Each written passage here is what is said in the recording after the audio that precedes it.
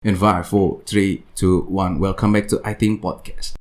Nyambung dari awal tadi, pada saat masuk olahraga di grappling ini, akhirnya lu bisa masuk ke BJJ, itu karena apa? Kan tadi lu bilang juga gak kepikiran. Tadi gue tanya Krav Maga, dulu guru gue namanya Om Hiro Yogaswara. Om, saya mau Krav Maga dengan belagunya gitu. Terus gak ada Krav Maga, adanya MMA. Apa tuh MMA? Udah ikut aja dulu katanya. Itu dengan basic lu belum latihan sama sekali? Enggak tahu apa-apa. Nah lu kenapa, oke, mundur dikit. Kenapa pengen tiba-tiba bela diri? Karena emang dari pengen bokap? Krav Maga. Oh, dulu karena... gue main airsoft gun. Oh. Tactical, gue anaknya tactical banget gitu. Lihat Krav Maga, terus habis itu akhirnya kecemplungnya malah di BJJ. Iya. Oke. Dibohongin sama Om Hiro. tapi Om Hiro ngebohongin lu kan jadi sekarang. Jadi lu. sekarang. Kalau enggak, Om Hiro. Enggak jadi lu sekarang. Pas belajar pertama kali kan nggak mungkin tertarik banget dong. Apa langsung tertarik? Nggak tertarik. Ngapain sih lu kalau lu lihat tuh aneh gitu. Dua pria dewasa berkeringat dan berpelukan. Aneh loh. Tapi emang Aneh. jujur ya, ini gua sendiri pun juga tadinya Jujur, nggak usah tadinya, jujur sekarang lo. Nih homo nih gitu kan. Pasti. Tadinya itu gue juga kan dari Aikido, terus habis itu kan gue ngeliat kayak MMA dan akhirnya gue tadinya kepengen. Cuman salah satunya kan karena gue pakai kacamata, jadi kemungkinan untuk tanding pun juga nggak ada. Dan emang pada saat gue juga mengerti, pada saat kita tanding kita harus main ground. Karena harus. Karena kalau kita mau tanding di octagon, menurut gue ya, ini gue nggak tahu kalau di luar sana emang ada yang tidak bisa ground dan akhirnya bisa juara atau misalnya bisa terkenal di MMA. Tapi menurut gue pribadi sendiri, pada saat kita masuk octagon, nggak ada minimal basic ground lah sedikit. Mati lo di octagon kalau gue. Betul. Mati pasti. Bener kan? Nyambungin ke awal pembicaraan kita One Pride. One Pride sekarang gue bilang udah bagus sekali. Kenapa? Karena dulu awal-awal gue datang nonton loh. Oke. One Pride-nya bagus, acaranya bagus. Fighternya amburadul. Kenapa? Karena baru ada MMA, fighter-fighter dari luar Pulau Jawa segala macam semua mau nunjukin bela diri gue bagus. Dari tinju, dari kickboxing. Pas datang nggak tahu ground, nggak ada bela diri, nggak ada basic tentang ground fighting. Gulat pun nggak ada, Brazilian Jiu-Jitsu nggak ada. Karena juga di Indonesia nggak terlalu sampai terkenal banget, benar nggak sih? Iya, how to take someone down kayak pakai Aikido atau Judo pun nggak ada. Jadi abis sama anak-anak Brazilian Jiu-Jitsu, sama anak-anak grappling, sama anak gulat, diabisin semua. Abis. Mati. Tapi udah mulai berkembang kan? Kalau nggak gitu. Sekarang jauh. Dulu gue nonton Fighter One Pride, dua-duanya pukul-pukulan. Kebetulan main atas dua-duanya, nggak tahu ground, capek. Terus yang satu udah gini, udah nyerah gitu, karena capek. Ada, pernah. Seamburadul itu dulu. Sekarang nggak gitu untungnya ya? Enggak, sekarang udah bagus-bagus banget. Bagus banget kan? Karena udah mulai mix. Itu yang tadi lo bilang bahwa pada saat kita masuk di MMA ya emang harus di-mix. Bukan nggak boleh kalau lu ngerti satu buat tanding. Iya, boleh. Tapi pada saat lu ngerti satu, pas masuk octagon, ya lu bakal kewalahan. Mungkin dari stamina, dari teknik juga jadi ngaco segala macam. Iya, betul. Nah, pertanyaannya adalah, kalau lu nggak masuk MMA, kenapa lu nggak masuk octagon? Itu sih juga penasaran. Gue selama ini gue nggak kontak lu, nggak nanya. Itu gue nanya, kenapa lu nggak masuk octagon? Sebenarnya gue ikut bela diri dari awal banget. Bokap gue udah bilang, ini masalah orang tua. Bokap gue udah bilang, ini cuma buat hobi, nggak boleh buat main cari duit, dan nggak boleh ikut kayak gitu UFC itu dulu. Nggak boleh ikut kayak gitu katanya. Tapi dari hati terkecil lu ada? Mau banget. Teman-teman gue, wah gila. Teman-teman gue semuanya, lu sih harus ikut, lu sih harus pasti menang. Pengen banget, pengen. Gue bantu semua teman gue persiapan MMA. Itu gue latihan, yang mau tanding dia yang gila gue gitu. Gimana sih rasanya kayak ngeliat mereka menang gitu, pengen. Cuma nggak bisa ya. Yang bikin gue dari sekarang sampai sekarang ini juga orang tua gue yang dukung. Setiap gue tanding, setiap gue apa, orang tua gue selalu datang, selalu doain dari samping. Tapi dengan persyarat tadi bilang bahwa tidak masuk octagon. Tapi bukan ring tinju. Gue pengen tanding tinju ntar. Serius? Iya. Hah? Gue lagi latihan tinju. Ini beneran? Beneran. Jangan bercanda lo. Iya. Masuk ring tinju? Pengen. Boleh? Hah? Boleh nggak sama orang tua? Kan nggak boleh MMA. Tapi tinju boleh? Nggak tahu. Nggak nanya juga, jangan nanya. Ya, ini masalah orang tua. Jadi bukan karena elunya tidak tertarik. Gue tertarik sekali. Oke, berarti kalau gitu kan tidak masuk oktagon, tapi gue pernah ngeliat lu untuk di salah satu pertandingan di Jarum Submission. Betul. Oke, banyak orang yang masih belum tahu, dan gue pribadi pun saja sampai hari ini lu tanding, gue nonton baru sekali. Sekali itu gue nonton, dan suatu hal baru juga buat gue. Karena kan pasti agak aneh liatnya. Iya. Yang aneh buat gue adalah bukan olahraganya, karena emang basicnya dari gue Aikido pun juga kan kita semua kuncian semua. Betul. Kan submission juga kan, Iya, submission. intinya kuncian juga. Tapi yang pertama kali gue agak kaget adalah kok ada ya yang bisa dipertandingkan di mall. Dan konsepnya konsepnya kan mendeliver ke orangnya kan berbeda ya. Pada saat kalau kita main MMA Octagon emang bener-bener ya di gore atau di apa. Tapi ini kan setahu gue sampai hari ini pun Jarum Submission rata-rata adanya di Citos terus. Mostly ada di sana terus. Deliver beda, dan orang pun juga pas gue kesana pun yang lewat pun juga akhirnya tertarik. Iya betul. Nah ini mungkin menurut gue juga bisa orang nambah pengetahuan lagi untuk tahu sebenarnya olahraga apa ini. Betul. Dan apa saja yang dinilai dan basicnya apa. Yang punya Jarum anaknya Pak Martin. Pak Martin Hartono. Kan terkenal sekali itu. Itu suka sekali BJJ. Itu dia sabuk, kalau nggak salah sabuk hitam sekarang. Sabuk hitam kalau nggak salah ya. Makanya akhirnya mulai keluar di Jarum Submission. Itu kan kalau nggak salah Jarum Submission itu sudah masuk terlebih dahulu sebelum ada Pride. Jauh kan? Karena Jarum Submission itu masih zaman gua kuliah kan, lu kuliah udah ada. Jauh no. Kita kuliah tuh 2012 kan? 12 kan? Sebelumnya itu udah ada jauh no. Oke. Kita nggak tahu. Nah, bukan kenapa. Bagaimana lu akhirnya bisa terjun di dunia grappling? Highest achievement di grappling Indonesia dulu itu punya belt ISC, Indonesian Submission Challenge, punya belt itu highest achievement. Jadi target kita semuanya itu. Dan akhirnya mulai dipertandingkan, tapi nggak langsung ke yang level gila itu belt. Kalau di kota-kota kecil, di Jogja, di Bandung, itu dapatnya medali kalau menang. Oh, jadi ini tuh sistem pertandingan adalah per rayon dulu, daerah? Betul. Tengah-tengahnya besar, door di mana gitu. Jadi levelnya yang di Jogja misalkan itu levelnya nggak begitu jago. Misalkan nih contoh, di Surabaya lebih jago, di Bandung lebih jago, di Jakarta paling jago misalkan. Gitu. Jadi abis itu dia di pertandingan yang juara ditandingkan lagi per daerah. Enggak, atau boleh masuk lagi, daftar lagi. Oke, jadi walaupun yang di Jakarta pun siapapun itu juga masih boleh tanding. Cuman skupnya di per daerah pun juga ada yang kecilnya juga. Betul. Ya orang daerah juga di Jogja kan nggak banyak. Fighter di Jogja nggak terlalu banyak emang. Dulu. Sekarang sudah mulai. Sekarang mah banyak. Terus orang Jakarta juga datang ke Jogja. Tanding. Tapi di kegiatan yang sama ini, di Jarum Submission ini, atau ada kegiatan lain? Enggak, Jarum Submission. Sampai hari ini acara grappling hanya satu di Indonesia, di grappling ini. Nah, sekarang mungkin setelah zaman berkembang, BJJ berkembang, di Indonesia masuk asosiasi lain gitu. Jadi beda ali. Kayak karate kan ada yang Kyokushin Kane. Sama satu lagi ya itulah. Itu gue lupa yang satu lagi. Full kontak sama yang nggak kontak gitu. Yang cuma mukul sampai di sini doang. Kalau Kyokushin kan kena kan. Iya.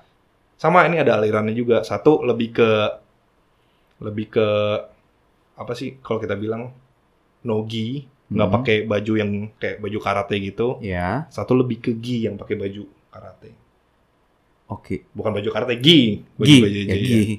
Nah, itu di asosiasi itu emang sudah resmi di Indonesia atau masih baru kayak community jatuhnya? Grappling? Iya.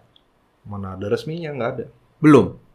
Yang resmi itu bukan BJJ, tapi Jiu-Jitsu. Itu ada. Ada. MMA juga kalau nggak salah udah ada ya? MMA kan One Pride tuh, Kobe. Katanya gabung ke KONI, mungkin ada. Gua nggak ngikutin. Bagus lah kalau ada. Oke, dan pada saat kalau kita masuk di olahraga ini, yang lu dari pengalaman sudah bertahun-tahun ini, apa susah dan senangnya di olahraga ini? Susah dan senang ya banyak. Tapi yang paling jelas nggak menyesal.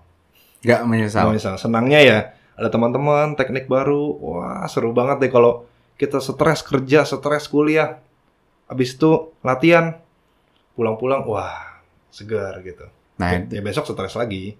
Terus mau habis latihan tuh segar banget, pas latihan segar banget. Susahnya ya kalau kita baru ya dibully gitu loh. oke. Berapa lama orang harus latihan sampai untuk bisa masuk di pertandingan? Tergantung. Nggak ada kayak term yang kayak lo harus gini baru boleh tanding. Di grappling sih nggak ada, di BJJ nggak ada. Berarti tergantung dari orang itu mampunya sampai di mana, udah siap tanding. Coachnya ngelihat. Mungkin orangnya nggak mau tanding nih, tapi coachnya lihat bagus nih orang. Tanding lu, kita persiapan gitu. Tapi ada orang yang semangat pengen tanding, cuma coachnya lihat masih jelek, semangat doang gitu. Semangat nggak cukup, teknik gitu. Ntar latihan, ntar bulan depan tanding gitu misalkan. Nah, yang gue juga pengen tahu juga adalah yang tadi lo bilang bahwa kan di grappling ada belt. Betul. Sampai hari ini pun juga kalau menang ada beltnya juga. Di Indonesia, iya. Di Indonesia itu. Iya. Sampai hari ini belt itu masih megang Anda? Jadi sistemnya bukan bertahan. Jadi Bisa beda orang. Jadi gini, lu tahun ini menang di kelas 70. Oke. Tahun depan, kalau yang menang 70 bukan lu, beltnya nggak dikasih dia, enggak. Oh. Dia dapat belt juga. Cuma lu tetap, si Arno dulu pernah menang. Kalau kayak tinju itu kan satu belt Iya. dikasih kan? Iya. Kalau ini enggak. Jatuhnya Jatuhnya kayak medali. Semua, di dunia semua, iya jatuhnya kayak medali. Cuma kayak highest achievement-nya bentuknya belt. Sudah berapa tahun? Kalau nggak salah tidak terkalahkan sudah bertahun-tahun. Enggak lah. Hah? Kalah pernah. Kalah pernah. Nggak bisa dihitung. Terakhir menang di kelas? Di pertandingan ya. Ya. Terakhir. Yang gue nonton kalau nggak salah lo masuk bukan di kelas berat badan lo. Iya betul. Iya kan? Iya. Dan gue jujur nggak nonton sampai akhir dan ternyata menang lagi. Menang lagi. Yang tahun kemarin menang lagi. Jadi sudah 5 tahun berturut-turut menang terus? Dari 2014 sampai hari ini. 2014 menang, 15 juara 2 kalah sama guru dan senior. Ya, yang pernah cerita. Terus ya sisanya menang. Itu nggak ada pengen keluar, nggak kasihan sama yang lain? Saya pindah berat badan karena kasihan. Dan masih tetap menang? Masih menang. Jadi karena saya di berat badan dulu 65, udah menang. Kalau itu gara-gara nggak bisa jaga berat badan. Naik pindah ke 70. Nah dari semua terus di 76, 87, akhirnya teman kan ada yang berat serupa, cuma mau menang juga gitu loh. Karena ada gua, si brengsek ini di situ terus. Ya udahlah, gua pindah gitu. Oke, pindah kelas. Kelas kayak yang lebih atas gitu. Dan itu maksudnya tidak ada aturan, misalnya saya contoh, misalkan berat lu di 75 dan lu akhirnya masuk di kelas mungkin 80 ke atas, itu nggak ada masalah? Secara logika nggak masalah kan? Itu dipakai. Apakah ada aturan resmi yang bahwa pada saat... Nggak ada. Jadi kalau turun berat badan nggak boleh. Lu 65 nih, mau tanding di kelas 50. Ya mampus lah yang 50 kan, berat. Kecuali lu 50, mau tanding di 65. Serah lu, mati lu gitu kan. Gitu. Cuma kan sayang sekali. Oke. Yang berikutnya adalah yang gue merasa berarti kan ini sudah dari 2014 sampai 2020, 5 kali juara, 1 kali pun kalah sama guru lu sendiri. Di luar negeri juga gue pernah kalah. Internasional? Oh iya, internasional. Grappling iya. Iya dong. Anda sombong juga ya? Iya sombong. Anda sombong juga. Nah, grappling ini internasional itu juga sudah ada asosiasinya lagi? Nah, kalau internasional ini besar. Nah, oke, I know, besar. Tapi bagaimana lu tahu? Tahu karena ada komunitas atau tahu karena ada asosiasi ngundang? Atau dari setiap negara sudah ada perwakilan yang kayak kita mau bikin misalkan contoh ada Asian Games, SEA Games. Itu ada. Kayak gitunya ada? Itu ada dan undangan ada dan kalau undangan kita harus kayak trial dulu gitu. Ada event trial, jadi misalkan di Singapura, Lu harus ikut yang di Singapura. Kalau menang, sini gue undang ke Amerika, ke Abu Dhabi. Oh iya. Nah, itu mewakili nama negara atau enggak? Enggak. Kenapa enggak? Apakah di Indonesia sendiri masih belum terlalu diperhatikan? Iya. Sama sekali ada. Emang belum diperhatikan? Belum. Jadi walaupun udah sampai juara kemanapun, berarti lu membawa nama lu sendiri? Betul. Sponsor. Oke.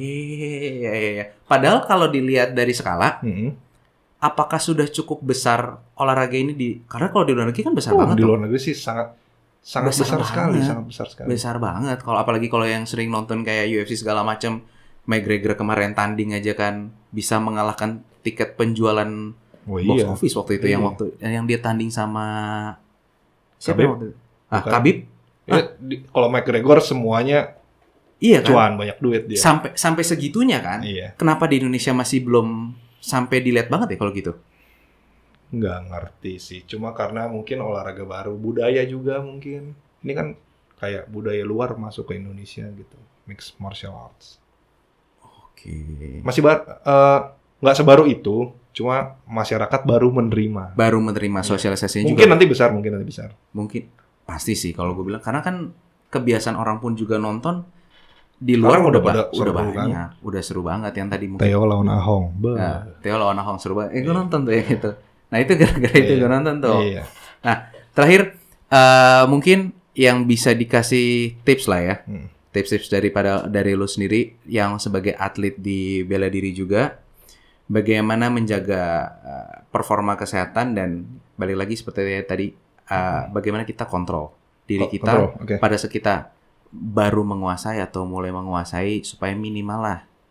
Yang gue inginkan dari dulu adalah pada saat orang yang di bela diri, anak-anak tuh masuk bukan cuma pengen ego doang, tapi mulai bisa kontrol. Oke, kontrol dulu ya. Kalau kontrol tuh, kalau orang yang agresif, emang suka berantem gitu tanpa bela diri, gue saranin masuk bela diri. Malah harus masuk? Malah harus masuk. Supaya terarah? Betul, supaya terarah. Karena banyak di luaran yang nggak bela diri, berantem. Banyak lah abang-abang. Banyak. Anak muda gitu berantem kan. Tabrakan mobil, berantem. Nggak pakai bela diri, nggak pakai apa. Cuma pure strength, power, postur badan tinggi, atau lucky punch. Pukul, kena gitu.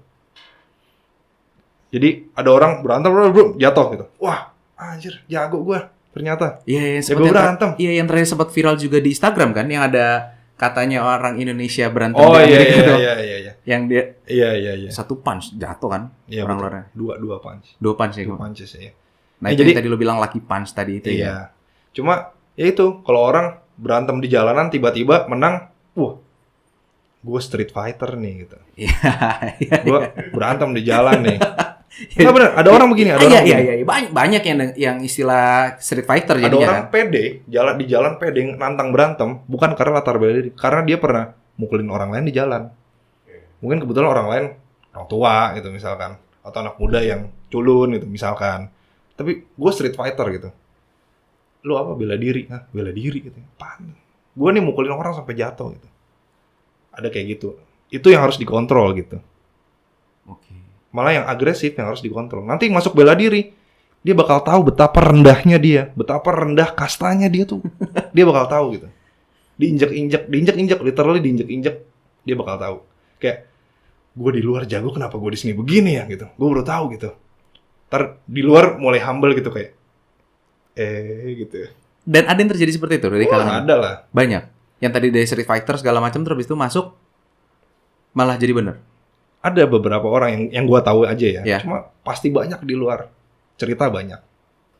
Oke, berarti sebenarnya pada saat emang orang yang anak muda yang emang suka seperti itu malah yang mending diarahkan saja sekalian. Daripada malah jadi tadi istilahnya ya, dari merasa diri street fighter, bawaannya mau berantem apa-apa di jalan senggol mau berantem malah jadi bikin masalah kan? Iya, jadi yang kontrol nanti keadaan sendiri yang bakal kontrol dia, dan diri dia bakal mencoba buat itu. Jadi dia bakal merasa ternyata gue bukan siapa-siapa nih di luar gitu. Banyak orang yang jauh lebih jago dari gue. Di atas langit masih ada langit, jadi mending gue calm aja deh. Oke, terakhir tips buat yang seperti gue bilang menjaga performa untuk, karena kan kalau kita nyambung sedikit di terakhir ini, kita udah lama pandemik, orang yang udah lama nggak olahraga, terus tiba-tiba olahraga lagi.